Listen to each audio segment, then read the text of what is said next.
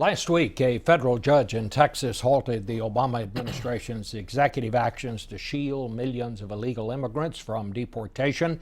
Greg Abbott was Attorney General of Texas. He was the one who filed the suit on behalf of 26 states. He's now the governor of Texas. We welcome him to the broadcast. Governor, let me just ask you, the appeals court has agreed. They put a hold on this. Do you think in light of that, Republicans in Congress ought to kind of clear the decks and then go ahead and fully fund the Department of Homeland Security now that you have won your point? Well, the point that we're fighting on is something that will continue through the court process all the way to the Supreme Court. First and foremost, it is essential that we continue to win that point because what we have here is a situation where the president has violated the rule of law and really contradicted the Constitution by actually making up the law and imposing his own standards on the immigration system. And so what Congress must do is to continue to ensure that the rule of law and the United States Constitution as constructed are fulfilled. And that means it's the Congress, not the president, that establishes what our immigration laws are. Do you think this will go to the Supreme Court eventually? No doubt about it. This is going to the Supreme Court for a couple of reasons. One, because this immigration issue is such a powerful issue in the country right now. But second, remember this. The lawsuit that I filed against the president actually doesn't deal with the immigration issue.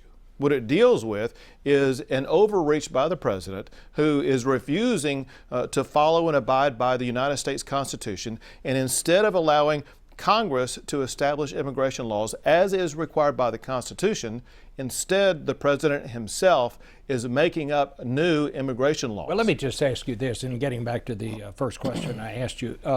The Congress, the Senate, has put together a bill to cut off funding to the Department of Homeland Security to do just what your lawsuit was designed to do, to stop the president from doing that. Now that this is in the court system and all that, do you think it would be best for the Congress to go ahead and give them a clean bill and fund the Department of Homeland Security so the Secretary can get back to doing what he ought to be doing? Well, two things. One is the first thing that we want to get out of Washington, D.C. is full funding to secure the border. The reason why we're in this problem to begin with is because the federal government has not stepped up to fulfill its duty to secure the border. We all saw what happened on the Texas border last summer, but we need to understand that problem is not going away.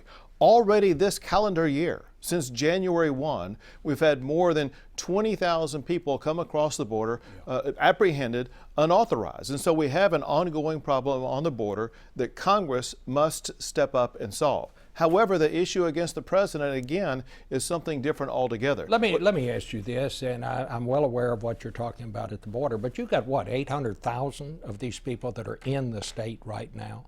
What are you going to do with them? Well, you don't have enough buses to send them back to Mexico, and I don't expect you could put all of them in jail.